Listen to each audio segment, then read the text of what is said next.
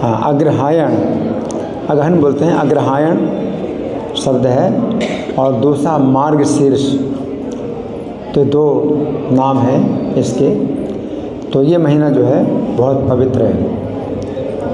इस महीने में ब्रज की कन्याओं ने श्री कृष्ण को अपना पति के रूप में प्राप्त करने के लिए व्रत किया था, कात्यायनी व्रत किया था।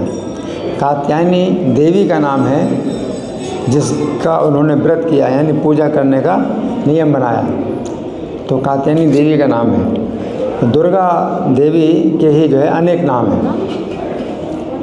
भगवान ने जो है दुर्गा देवी को स्वयं अपने जो है मुख से नाम दिए। जिस समय भगवान का अवतार नहीं हुआ था, भगवान का अवतार होने वाला था, तो उस समय भगवान ने देवी दुर्गा को आदेश दिया था कि तुम रोहिणी देवी के 7वें गर्भ में, 7वां जो गर्भ है, नहीं, रोहिणी देवी का जो पहला गर्भ है वो देवकी के उदर में डाल दो। नहीं, क्षमा करना, देवकी के उदर में जो 7वां गर्भ है उसे खींच करके रोहिणी के उदर में डाल दो। दोनों पत्नियां वसुदेव जी की हैं, देवकी और रोहिणी।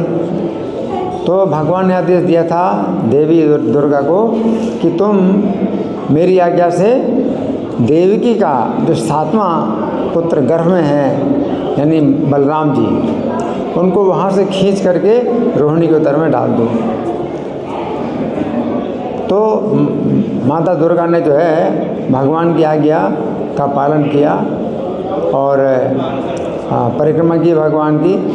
तो भगवान इतने प्रसन्न हो गए कि भगवान ने कहा कि तुम्हारी पूजा अनेक नामों से अनेक अनेक स्थानों में होगी, अलग अलग नामों से तुम्हारी पूजा होगी।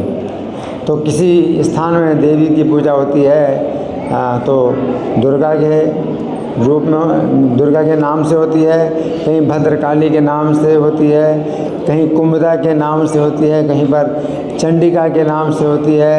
इस तरह से अनेक अनेक नामों से दुर्गा देवी की पूजा होती है। और उनमें से एक नाम कात्यायनी भी है। कात्यायनी जो नाम है देवी का, ये कैसे पड़ा? जिस समय शुंभ और निशुंभ नाम के 2 असुर थे जो देवताओं को बहुत कष्ट पहुंचाते थे, तो वो सब जो देवता लोग हैं वो एक ऋषि के आश्रम पर आए। वो ऋषि थे कात्यायन। कात्यायन ऋषि वो बड़े तपस्वी थे, तो उनके ही आश्रम में सब देवता लोग आए। और जब सब देवताओं ने ये कष्ट अपना बताया कि शुंभ निशुंभ नाम के जो असुर हैं ये बहुत कष्ट पहुंचाते हैं, तो उस समय कात्यायन मुनि के तेज से, मुनि का तेज बाहर निकला, कात्यायन मुनि का तेज बाहर निकला। तो उसी तेज में जितने भी देवता थे उनका भी तेज निकला और एक शरीर बन गया। और वो कौन है? देवी। तो इनको कात्यायन इसलिए कहा जाता है, कात्यायन मुनि के तेज से जिनका शरीर बना है।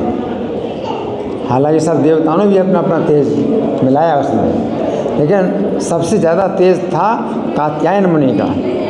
तो कात्यायन की पुत्री होने के कारण ये कात्यायनी कही जाती हैं। जैसे जनक महाराज की पुत्री हैं तो जानकी कहलाती हैं, मिथिला के राजा की पुत्री हैं तो मैथिली कहलाती हैं, विदर्भ देश के राजा की पुत्री हैं तो वैदर्भी कहलाती हैं। उसी प्रकार से कात्यायन मुनि की पुत्री होने के कारण कात्यायनी कहलाती हैं। तो देवी दुर्गा के ही अनेक नाम हैं, अलग अलग स्थानों में अलग अलग नामों से पूजा होती है। तो ये कात्यायनी पूजा का जो व्रत है ये इस महीने गोपियों ने किया। अब एक प्रश्न उठता है, हम लोग तो किसी देवी की पूजा नहीं करते, किसी देवता की पूजा नहीं करते, हमारे मंदिरों में तो कात्यायनी देवी की पूजा नहीं होती, हमारे मंदिरों में तो केवल विष्णु तत्व की पूजा होती है, विष्णु तत्व की पूजा होती है और किसी भी देवी देवता की पूजा नहीं होती।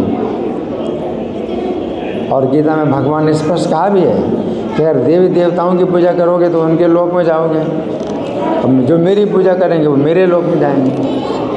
और भगवान का जो लोक है वो वैकुंठ है, कोई वहाँ जाता है तो फिर वापस नहीं आता। और जो देवी देवताओं के हैं जो लोक हैं तो वहाँ जाएंगे तो फिर वापस आएंगे। तो हम लोग जो है इसलिए देवी देवताओं की पूजा नहीं करते। लेकिन ब्रज की कन्याओं ने देवी की पूजा की और फिर भी उनका हम जो है गुणगान करते हैं। अब ये कैसे, इसका क्या कारण है? हम स्वयं तो कात्यायनी की पूजा करते नहीं और किसी देवता व देवी की पूजा नहीं करते। बहुत से शंकर जी हैं और गणेश जी हैं और सूर्य हैं, ऐसे बहुत देवता हैं, तो हम तो पूजा नहीं करते। फिर जो ब्रज की कन्याएँ जिन्होंने कात्यायनी की पूजा की तो उसमें हम क्यों उनकी प्रशंसा करते हैं? इसका कारण ये है कि ब्रज की कन्याओं ने कात्यायनी की जो पूजा की उसमें एकमात्र उनकी कामना क्या थी कि श्री कृष्ण हमारे पति हों, भूया नंद सुतः पति हैं, नंद के पुत्र ही हमारे पति बने। और उन्होंने ज़्यादा कुछ नहीं जाना और कुछ नहीं समझा। वो नंद के पुत्र हैं, बाकी वो परमेश्वर हैं या नहीं है उसकी उनको इतनी ज़्यादा चिंता नहीं है। नंद के पुत्र को हमारा पति बना दो, इतना जो है उनके अंदर तीव्र भाव। तो इतनी भाव की अगर तीव्रता हो तब कोई व्यक्ति जो है किसी देवी देवता की पूजा करे इस भाव के लिए। ब्रज की कन्याओं में ये भाव था कि हमारे पति जो है नंद महाराज के पुत्र ही बने, और इतना तीव्र भाव है। तो देवी की पूजा करें, किसी की पूजा करें, वो इसी भाव से पूजा करेंगे कि हमें कृष्ण ही पति रूप में पाए जाना चाहिए। तो श्री कृष्ण पति रूप में अगर प्राप्त हो तो यही केवल भावना, यही केवल कामना है। तो ऐसे में अगर आप किसी देवता की पूजा करते हैं तो आपकी पूजा सफल होगी। और अगर किसी देवता की पूजा करते हैं इस भावना से कि हमें अच्छा बैंक बैलेंस मिल जाए, हमारा घर मकान बढ़िया बन जाए और हमें पत्नी प्राप्त हो, पुत्र प्राप्त हो और बड़ा जो है संपन्न घर परिवार प्राप्त हो, अगर इस प्रकार की कामना करेंगे देवी देवताओं की पूजा करने के लिए तो आपको जो है क्या है बंधन प्राप्त होगा, बहुत बंधन प्राप्त होगा। तो हम लोग जो है किसी देवी की पूजा नहीं करते, देवता की पूजा नहीं करते, केवल विष्णु तत्व की पूजा करते हैं। श्री रामचंद्र भी जो है विष्णु तत्व हैं और श्री कृष्ण भी विष्णु तत्व हैं और भी नरसिंह भगवान, तो बहुत से भगवान के अवतार हैं, लेकिन वे सब विष्णु तत्व हैं। तो विष्णु तत्व की हम पूजा करते हैं। तो यहाँ पर उत्तर यही है कि ब्रज की कन्याओं ने जो भगवान की पूजा ना करके देवी कात्यायनी की पूजा की, इसमें भगवान भी बहुत प्रसन्न हुए और हम लोग भी जो है उनकी तारीफ करते हैं। अब ये ब्रज कन्याएं भगवान की पूजा करती, ब्रज में तो भगवान साक्षात मौजूद थे, तो भगवान की पूजा क्यों नहीं की? और कात्यायनी की पूजा क्यों की? भगवान को पति रूप में पाने के लिए। अगर पूजा करते हैं भगवान से मांग दी तो भगवान की पूजा करते हैं इसी भाव से कि आप हमारे पति हैं बने, तो ऐसा हो सकता था। लेकिन ऐसा क्यों नहीं किया? इसका क्या उत्तर है? तो कात्यायनी की पूजा क्यों करेंगे? भगवान की पूजा करें और भगवान से प्रार्थना करें आप हमारे पति बन जाइए, हैं? इसका क्या उत्तर है? जोर से बोलो। भगवान को एक साधारण मनुष्य की तरह देखती थी। ये भगवान को साधारण मनुष्य की तरह देखती थी। हाँ, एक उत्तर ये भी है एक उत्तर ये भी है कि भगवान को साधारण मनुष्य की तरह अपनी तरह देखती थी। हम गोप कन्याएं हैं, वो गोप के पुत्र हैं, तो हमारा वह तो जो विवाह की कामना है अपने बराबरी में तो होती है ना। तो गोपियाँ जो है नंद गोप सुतम देवी पति में कुरुते नमः, नंद गोप के पुत्र को हमारा पति बना दो हे देवी, तुम्हें नमस्कार है। तो नंद महाराज के पुत्र वो भी गोप के पुत्र और हम गोप की पुत्री हैं, तो हमारा विवाह होना चाहिए। इस प्रकार एक उत्तर ये भी है ना, एक उत्तर ये भी है। और दूसरा उत्तर ये भी है कि अगर वे जानती हैं कि कृष्ण भगवान हैं, परमेश्वर हैं, तो उनकी पूजा करने में लज्जा भी आती। जो स्त्रियों का जो है आभूषण लज्जा ही होती है, लज्जा स्त्रियों का आभूषण है। तो उनको जो है भगवान की पूजा करें इस भावना से कि आप हमारे पति बनिए, ये लज्जा की बात है। इसलिए उन्होंने जो है वो भगवान की पूजा नहीं करते, ना उन्हें जो देवी हैं कोई वृंदा देवी, उन्होंने बताया कि आप किसकी पूजा करो, तो उन्होंने जो है ये नहीं कहा कि आप कृष्ण की पूजा करो। अगर कृष्ण को पति बनाना है तो कृष्ण की पूजा ना करके किसी और की पूजा करना है। तो इस प्रकार से जो वृंदा देवी हैं उन्होंने ही इन ब्रज की कन्याओं को ये उपाय बताया कि तुम्हारी जो मनोकामना है कि श्री कृष्ण तुम्हारे पति बने हैं, तो इसके लिए तुम्हें 1 महीने के लिए कात्यायनी की पूजा करनी है। तो वृंदा देवी ने इनको जो है उपदेश दिया और तपस्विनी के वेश में आई हैं, और ये बताया कि तुम्हें कोई परिश्रम नहीं होगा, 1 महीने के लिए तुम केवल ये पूजा करो, तुम्हें कोई परिश्रम नहीं होगा। तो इस प्रकार से जो गोपियाँ हैं, ब्रज की कन्याएं हैं, ये कात्यायनी की पूजा करती हैं, है ना। और फिर भगवान का जो है विशेष रूप से नाम आया है कि भगवान तदभिप्रेत्य है, कि भगवान जो है जब उनके अभिप्राय को समझ गए, है ना, तो गतस्तत् कर्म सिद्ध है, तो भगवान जो है उनके कर्म को सिद्ध करने के लिए वहाँ गए। तो भगवान में कोई ऐसी भौतिक कामना नहीं है, काम वासना, भगवान के अंदर कोई ऐसी भौतिक काम वासना नहीं है, कि जो ब्रज की कन्याएं हैं ये नग्न स्नान कर रही हैं तो हम इसका गलत फ़ायदा उठाएं। तो भौतिक संसार में इस तरह से होता है, लेकिन भगवान जो है उनके ही कर्म को सिद्ध करने के लिए, उनका कर्म सफल हो जाए, इसके लिए भगवान ने, क्योंकि भगवान अंदर की और बाहर की सब की बात जानते हैं। प्रत्येक व्यक्ति के अंदर की और बाहर की सब बातें भगवान जानते हैं। इसलिए भगवान उन ब्रज कन्याओं के पास सीधे नहीं आए कि तुम मुझे पति बनाना चाहती हो तो तुम ये कार्य करो, तो भगवान नहीं आए, क्योंकि उनके लिए बड़ी लज्जा की बात थी कि वो बताएं। लेकिन भगवान जो है उनको ना तो कुछ बताते हैं, ना उनसे कुछ पूछते हैं, और उनके वस्त्रों का हरण कर लेते हैं। उनके वस्त्रों का जो हरण कर लेते हैं, तो भगवान जो है उनके ही इस मनोकामना को पूरा कर रहे हैं। उनकी मनोकामना है कि भगवान हमारे पति बने, है ना।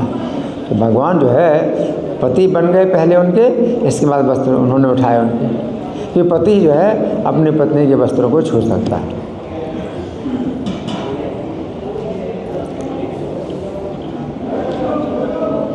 तो उनकी जो पूजा है वो भगवान ने जो है किस प्रकार से पूर्ण की, उनकी जो इच्छा है भगवान को पति बनाने की, उसकी इच्छा, उस इच्छा को भगवान ने कैसे पूर्ण किया, उनके वस्त्रों को जो है भगवान ने उठाया, है ना। तो उनका सौभाग्य बढ़ाने के लिए, उनका सम्मान बढ़ाने के लिए, उनको सुख प्रदान करने के लिए ये जो है कार्य। ये ब्रज की कन्याओं में भी किसी प्रकार की काम वासना नहीं है, हैं। ये भौतिक संसार में स्त्री पुरुष का जो संबंध होता है वो क्या है, काम वासना के कारण होता है कि शोषण करें, उससे हम सुख प्राप्त करें, हम उससे सुख प्राप्त करें, उसको जो है चाहे सुख ना मिले ले हमको सुख मिले, ये जो है काम वासना कहलाती है। और जो प्रेम होता है, जो प्रेम की भावना है वो कैसी होती, उल्टी होती है।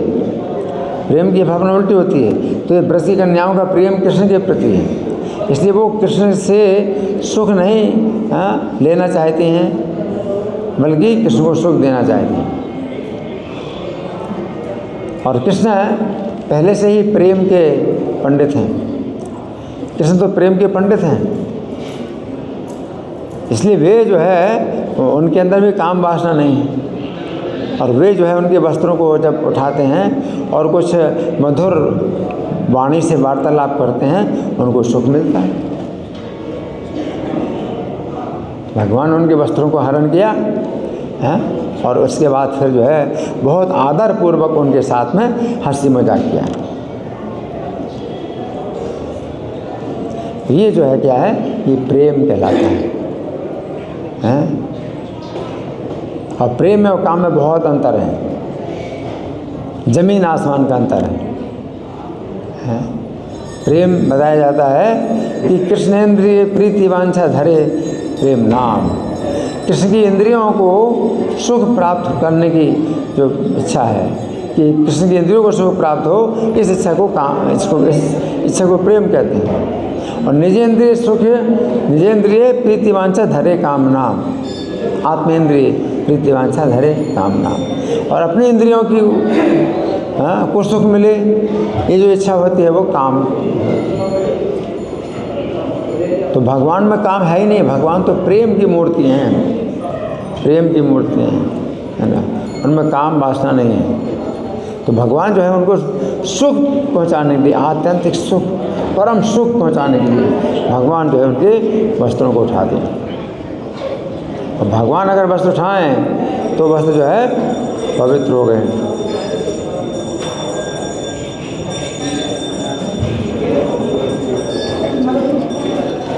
और भगवान के जो है चरणों में उन्होंने मन लगाया। अगर मान लीजिए उनके अंदर काम वासना होगी भी और उस काम वासना में उन्होंने अगर भगवान का स्मरण किया तो काम वासना रहेगी नहीं, ये पवित्र हो जाता है। कोई व्यक्ति अगर भगवान का स्मरण करता है, काम वासना से भी स्मरण करता है, तो भी काम वासना स्मरण में इतनी शक्ति है कि उसकी काम वासना दूर हो जाएगी, शुद्ध प्रेम प्राप्त हो जाएगा। तो श्री कृष्ण जो है जो कि परम तत्व हैं और विशुद्ध तत्व हैं, इसलिए उनका स्मरण किसी भी भाव से किया जाए, इसमें क्या होता है, अपना लाभ होता है और अपनी शुद्धि होती है। जितने भी दोष हैं अपने हृदय के, वो सब दूर हो जाते हैं अगर कृष्ण का स्मरण करें। चाहे अपने दोष के कारण, अपनी जो है अशुद्ध इच्छाओं के कारण भी अगर कोई कृष्ण का स्मरण करता है तो उसकी अशुद्ध इच्छाएं दूर हो जाएंगी और उसका जो हृदय है वो पवित्र हो जाएगा। इसलिए ये जो कथा है, कात्यायनी व्रत की कथा है, ये बहुत पवित्र है और आदरपूर्वक जो बड़े बड़े जो भगवान के भक्त हैं वो सुनते हैं और सुनाते हैं। नारद जी सुनाते हैं राजा बहुलासुर को गर्ग संहिता में। तो नारद जी नैष्ठिक ब्रह्मचारी हैं। अगर इसमें कुछ काम वासना होती इस कथा में तो नारद जी क्यों सुनाते हैं? भागवतम में सुखदेव गोस्वामी सुना रहे हैं ये जो कथा, चीरहरण की कथा है ना, तो इसमें अगर काम वासना होती तो सुखदेव गोस्वामी कैसे सुना सकते थे? सुखदेव गोस्वामी ने जो है इस कथा को सुनाया क्योंकि ये कथा बहुत पवित्र है। धन्यवाद। श्री कात्यायनी व्रत महामहोत्सव की जय, श्रील प्रभुपाद की जय। हरे कृष्णा।